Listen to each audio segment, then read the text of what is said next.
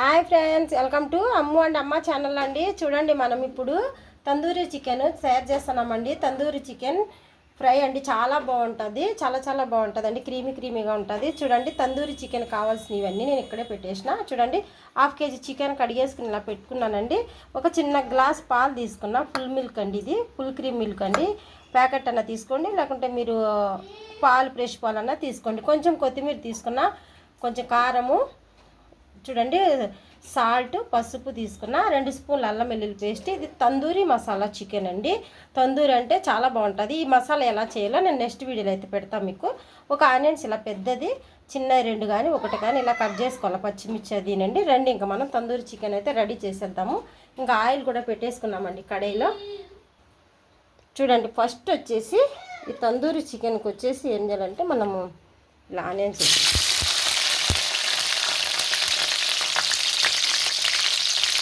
ఇలా పెద్దగా వేసుకోవాలండి. చిన్నగా అయితే కట్ చేసుకోకూడదు. ఇలా ఇది ఓన్లీ మనము నంచుకునేదానికి బాగుంటుంది. చపాతీలో కూడా బాగానే ఉంటుందండి. ఇలా కొంచెం మరీ ఎక్కువ అయితే ఫ్రై అవ్వకూడదండి. ఈ మసాలా ఎలా తయారు చేసుకోవాలో నేను నెక్స్ట్ వీడియోలో అయితే పోస్ట్ చేస్తాను. ఇప్పుడు దీనికి వచ్చేసి అల్లం వెల్లుల్లి పేస్ట్ కాదండి వేసేది, చెప్తాను. చికెన్ వేయాలి. ఇలా కొంచెం ఆనియన్స్ పచ్చిగా ఉన్నప్పుడే మనము ఈ తందూరి చికెన్ అయితే వేసేసుకోవాలి.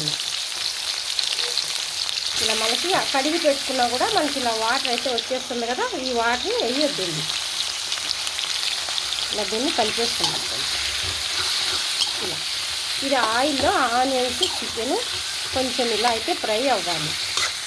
ఇది పచ్చి వాసన పోవాలి. సాల్ట్ కూడా వేయలేదండి నేను. ఇలా చూసారు కదా, చూడండి ఇలా కొంచెము ఆయిల్ అయితే పట్టేసింది కదా. ఇప్పుడు మనము అల్లం వెల్లుల్లి పేస్ట్ వేసేద్దాం దీంట్లోనే. చూడండి, పసుపు, కారము, సాల్ట్, ఇంకా చికెన్ మసాలా అవసరం లేదండి. ఇది తందూరి మసాలా అంటే మనం తందూరి మసాలానే వేయాలి. వేరే చికెన్ మసాలాలు అయితే ఏం వేయకూడదు. ఇది కొంచెం బాగా కలిపి మూత పెడదాం ఉండండి. చూడండి, ఇలా మనం కలిపేసుకొని అల్లం పేస్ట్లోనే ఇది ఉడకాలి. వాటర్ కూడా వేయకూడదండి. మనం ఉప్పు, కారము, సాల్ట్ వేసినాం కదా, ఇది దీంతోనే ఉడకాలి. లాస్ట్లో మనం అయితే తందూరి చికెన్ పాలు యాడ్ చేద్దాం. ఇది కొంచెం కుక్ అవ్వాలండి. చూద్దామండి. చూసారు కదా, ఇలా చికెను ఈ సాల్ట్ కారంతోనే మనకి ఉడికిపోతుంది. అల్లం వెల్లుల్లి పేస్ట్తోనే. వాటర్ అనేది మనం కొంచెం కూడా యాడ్ చేయలేదు. చూడండి, ఇలా అంటే మనకి చికెను ఇలా చూసారా, ఇలా ఇరిగిపోవాలి. ఇలా బాగా పీల్చేసుకుంది కదా. దీంట్లో ఇంకే మసాలాలు అవసరం లేదండి, ఇలానే వేసుకోవాలా. ఇప్పుడు మనము తందూరి మసాలా ఉంది కదా, ఈ తందూరి మసాలా వేసేసుకుని ఇప్పుడు దీంట్లో కొన్ని పాలు వేసుకోవాలి. క్రీమీగా అయితే వచ్చేస్తుందండి చికెను. చాలా బాగుంటుందండి టేస్ట్. పిల్లలు కూడా చాలా ఇష్టంగా తింటారు.